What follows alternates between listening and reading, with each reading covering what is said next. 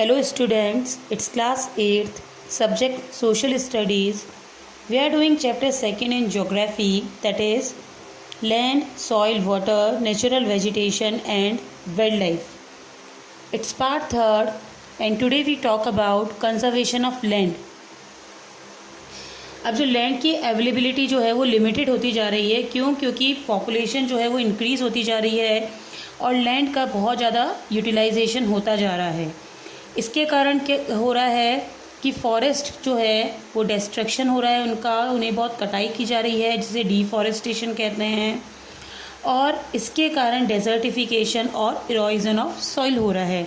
Desertification मतलब रेगिस्तान बढ़ रहे हैं और मिट्टी का कटाव हो रहा है। ये इम्पॉर्टेंट है कि लैंड जो है वो कंजर्व की जाए। इस तरह कुछ उपाय किए जाएं ताकि लैंड को बचाया जा सके। इसमें फर्स्ट है प्लांटिंग मोर ट्रीज़, जिसे अफॉरेस्टेशन कहा जाता है। ओवर ग्रेजिंग जो होती है इट शुड बी कंट्रोल और अलग से पेस्चर लैंड बनाए जाने चाहिए, यानी कि चारागाह बनाए जाने चाहिए। तो एनिमल ग्रेजिंग जो है हर जगह ना होके एक पर्टिकुलर जगह पे होगी, तो इससे ये होगा कि प्लांट्स वगैरह जो है वो बच पाएंगे। फिर है thorny bushes should be grown so that sand dunes can be stabilised. Sand dunes को स्टेबलाइज करने के लिए जो कंटीली झाड़ियाँ वगैरह होती हैं उन्हें उगाया जाना चाहिए।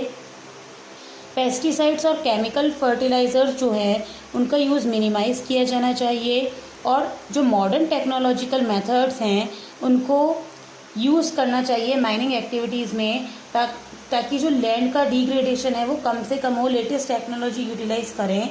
पुरानी टेक्नोलॉजी के कारण लैंड का डिग्रेडेशन ज़्यादा होता है, तो उसमें मॉडर्न टेक्नोलॉजी यूज़ की जानी चाहिए। ये लैंड से रिलेटेड कंप्लीट हो गया है।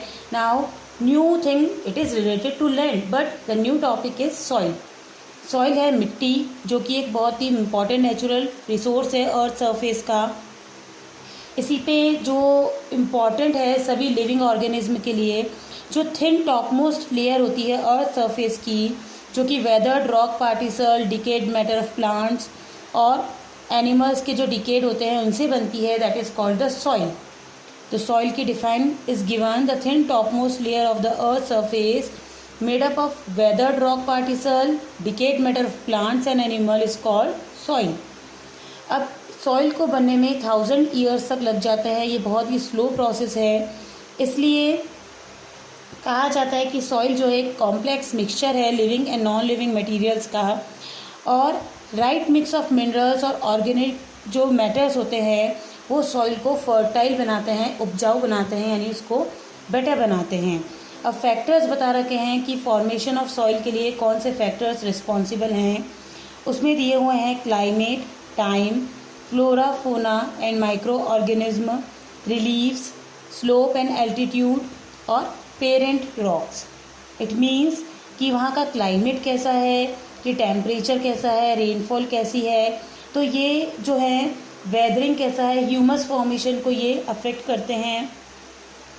फिर है टाइम, कि जो थिकनेस जो है सॉइल की प्रोफाइल की ये डिटरमाइन करता है।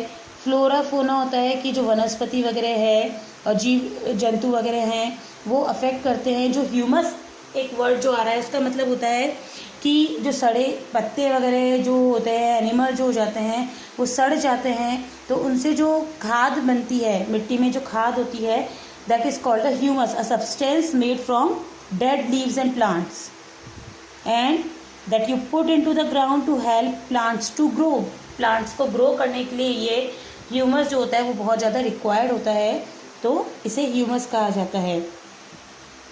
रिलीव्स जो है कि इनका स्लोप कैसा है, एल्टीट्यूड यानी ऊंचाई कैसी है, ये भी जो है सॉइल को डिटरमाइन करते हैं। और पेरेंट रॉक्स जो यानी कि रॉक के टुकड़े वगैरह भी जो होते हैं सॉइल में, तो वो रॉक किस तरह की है, उसकी केमिकल क्वालिटीज़ क्या है, ये सारी चीज़ें जो है सॉइल के फॉर्मेशन को अफेक्ट करती हैं। उसके अलावा जो फैक्टर्स इसने बताए हुए हैं वो है टोपोग्राफी यानी बनावट, सॉइल फॉर्मेशन में टाइम और ऑर्गेनिक मटेरियल्स, और ये सारे जो है डिफरेंट होते हैं, अलग अलग प्लेस पे अलग अलग होते हैं। डू यू नो में एक पॉइंट दिया हुआ है कि weathering is a new word. What is weathering? ये वेदरिंग जो है मौसम से रिलेटेड नहीं है, ये सॉइल के फॉर्मेशन से रिलेटेड है। उसमें है the breaking up and decaying of exposed rocks due to the change in temperature, frost action, penetration of plants, roots, animals and human activities. मतलब कि जो रॉक है वो किस तरह से ब्रेकअप हो रही है, डिके हो रही है और क्यों होती है, मे बी टेम्परेचर के कारण हो सकती है, और जो अदर एक्टिविटीज़ होती हैं अर्थ में उसके कारण जो होती है, that is called the weathering. So next जो पॉइंट है वो है layers of soil. Layers of soil, 4 type of soils की लेयर बताई हैं। फर्स्ट है top soil. Uppermost layer जो है which is rich in humus, which makes the soil fertile and provides nutrients to the plants. ये जो layer होती है टॉप सॉइल, इसमें बहुत ज़्यादा ह्यूमस होता है जो कि सॉइल को फर्टाइल बनाता है और ये प्लांट्स को न्यूट्रिएंट्स प्रोवाइड करते हैं और ये जो है मोर वाटर कंटेन करते हैं। फिर है सब सॉइल। ये लेयर हार्ड होती है, कॉम्पैक्ट होती है, इसमें ह्यूमस कम होता है और इसमें सैंड, सिल्ट और क्ले ज़्यादा होती है। वेदर्ड रॉक जो होती है वो स्मॉल पीसीज ऑफ रॉक्स होते हैं। अनवेदर्ड पेरेंट रॉक जो कि वेदर्ड रॉक के नीचे होती है, और ये लेयर जो होती है हार्ड रॉक की होती है जिसे बेड रॉक भी कहा जाता है। So that's all for the day. Thank you.